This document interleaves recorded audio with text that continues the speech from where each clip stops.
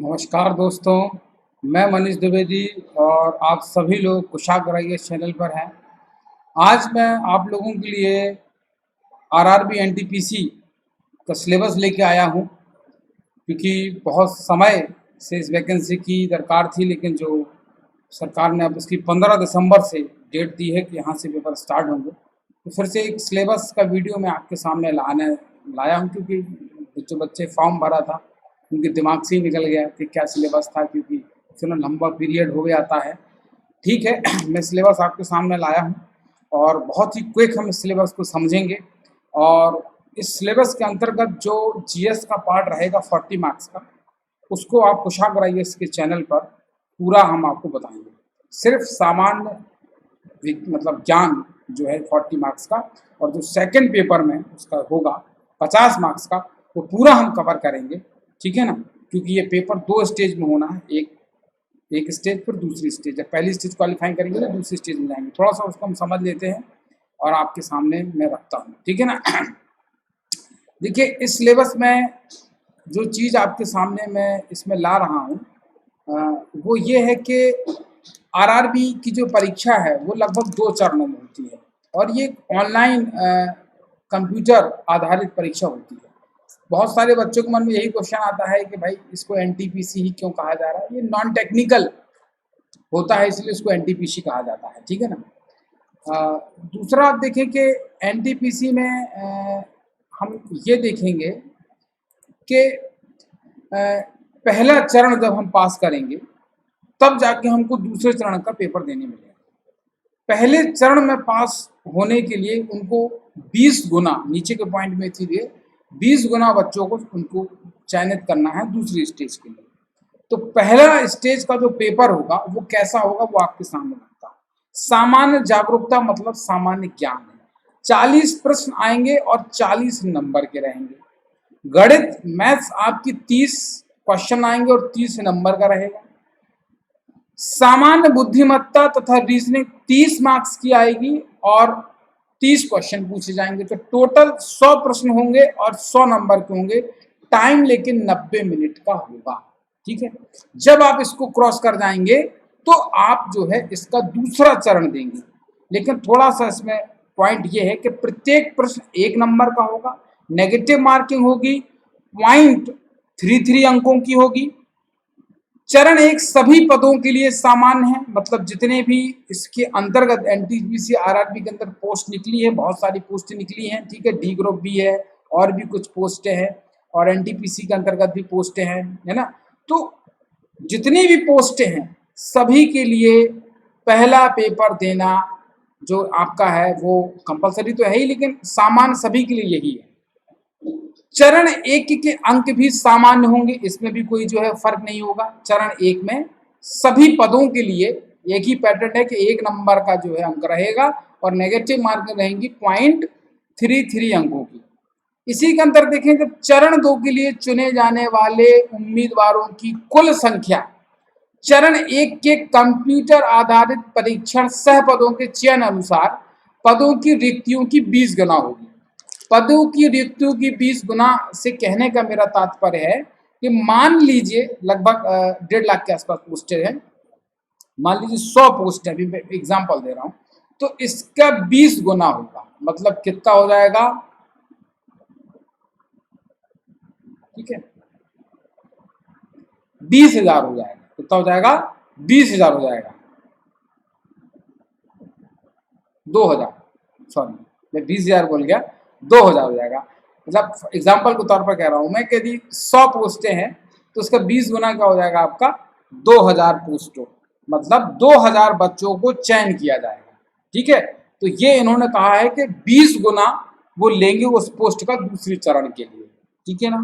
तो ये आपका पहले चरण का सिलेबस का पैटर्न मैंने बता दिया कि 40 नंबर का ये, 30 नंबर का मैथ्स और 30 नंबर की आपकी सामान्य बुद्धिमत्ता तथा रीजनिंग रहेगी। टाइम आपका 90 मिनट रहेगा।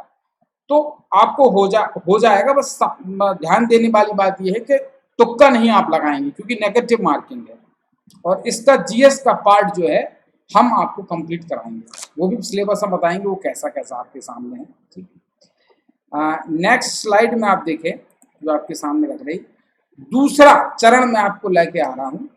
दूसरे चरण में आप देखें कि परीक्षाएं भिन्न भिन्न होंगी। अब चूंकि पद अलग अलग हैं, अलग अलग पोस्टें हैं, तो दूसरे चरण में प्रत्येक पद के लिए, पोस्ट के लिए चरण 2 परीक्षा भिन्न भिन्न होगी, अलग अलग होगी। अब आप सोच रहे होंगे 7 CPC स्तरवार क्या लिखा है।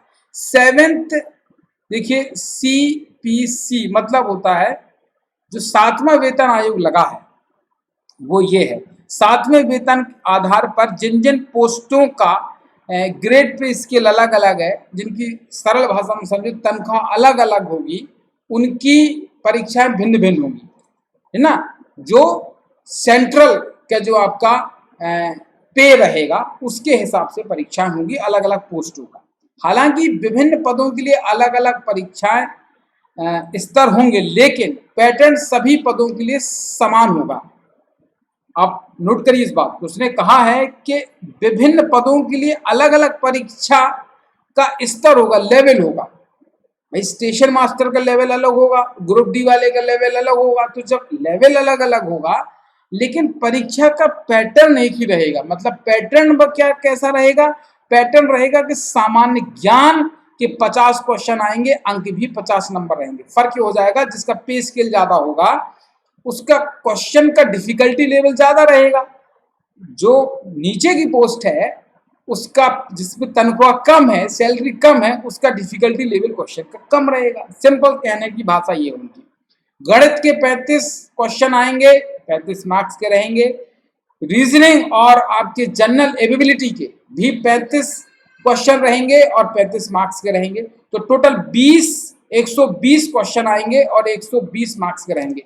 टाइम यहाँ भी आपका 90 मिनट रहेगा। मतलब क्वेश्चन बढ़ गए और टाइम कांस्टेंट रहा, मतलब टाइम नहीं बढ़ाया गया है। ठीक है ना। तो ये थोड़ा सा आपके लिए, इसमें आप स्पीड की को रहेगा कि क्वेश्चन को जल्दी पढ़ के जल्दी करना पड़ेगा, थोड़ा सा डिफिकल्टी। बाकी पैटर्न वही है कि 1 नंबर का 1 प्रश्न रहेगा, नेगेटिव मार्किंग वही रहेगी। चरण द्वितीय विशिष्ट चरण है। चरण द्वितीय के अंक भी सामान्य होंगे। चरण द्वितीय में जब सिलेक्शन हो जाएगा तो कंप्यूटर आधारित परीक्षण, स्किल टेस्ट और डीवी होगा। मतलब जो टाइपिंग वाली पोस्ट है उस पर आपकी टाइपिंग स्पीड भी चेक की जाएगी, हिंदी इंग्लिश में, ठीक है ना। और स्किल टेस्ट भी हो सकता है। डीवी मतलब होता है डॉक्यूमेंट वेरिफिकेशन, तो आपका डॉक्यूमेंट वेरिफिकेशन भी किया जाएगा। इसके बाद जो है आप सिलेक्ट हो जाएंगे। तो मुख्य बात आप समझ गए कि 2 चरणों में है, पैटर्न उनका एक ही है, डिफिकल्टी लेवल भी बदल जाएगा, हाँ क्वेश्चन जरूर आपके बढ़ जाएंगे। अब आपके सामने हम रखते हैं जो पहला है कि सामान्य अध्ययन के अंतर्गत वो क्या क्या आपसे पूछेंगे। सामान्य अध्ययन के अंतर्गत जो आपसे पूछना चाहते हैं, सबसे पहले वो पूछेंगे इसमें आपका भारतीय साहित्य। भारतीय साहित्य के अंतर्गत जो है इंडियन ऑथर्स ने जो बुकें लिखी है फेमस, लाइक पद्मावत, गीतांजलि, कालिदास की रचनाएं आपके, ये सभी आएंगे। शशि थरूर की बुक भी आ सकती है भारतीय साहित्य के अंतर्गत। जितनी भी बुकों को पुलित्जर पुरस्कार मिला है या नेशनल इंटरनेशनल लेवल का पुरस्कार मिले हैं, है ना, आपके अरविंद अडिगा हो गए, रोमिला थापर हो गई, जितने भी साहित्यकार बड़े रहे उनकी बुकें और उनके साहित्य की बात होगी, भारतीय साहित्य की, लिटरेचर की बात होगी। दूसरा आप देखिए भारतीय कला तथा संस्कृति, इसकी बात होगी। ठीक है, क्या क्या भारत में आर्ट एंड कल्चर है उस पर हम चर्चा करेंगे। भारत में परिवहन प्रणाली की चर्चा होगी, कितने एयरपोर्ट्स हैं और कितने रेलवे स्टेशन हैं, कितने मंडलों में हैं, कितना आपकी पक्की सड़कें हैं, कच्ची सड़कें, कितने नेशनल हाईवेज हैं, क्या क्या परिवर्तन उनमें हुआ। सरकार के प्रमुख कार्यक्रम भी हम जानेंगे, चाहे जनधन योजना हो, आयुष्मान योजना हो, मनरेगा हो, तमाम जितने भी प्रमुख सरकारी कार्यक्रम हैं उनको भी हम जानने का इसमें प्रयास करेंगे। सॉरी। संयुक्त राष्ट्र तथा अन्य महत्वपूर्ण विश्व संगठन जैसे यूएन हो गया, WHO हो गया, WTO हो गया, आपका एशियान हो गया, आपके ब्रिक्स हो गया, ये सभी संगठनों की बात हम करेंगे और इनके मुख्यालय वगैरह की चर्चा होगी। भारत तथा विश्व के प्रसिद्ध व्यक्तित्व जैसे नेल्सन मंडेला हो गए, बराक ओबामा हो गए, आपके जितने भी फेमस इंटरनेशनल पर्सनालिटी है, स्पोर्ट्स से जुड़ी हो, आपके पॉलिटिक्स से जुड़ी हो, सोशल वर्क से जुड़ी हो, इंडिया और विश्व की, वो पढ़ेंगे।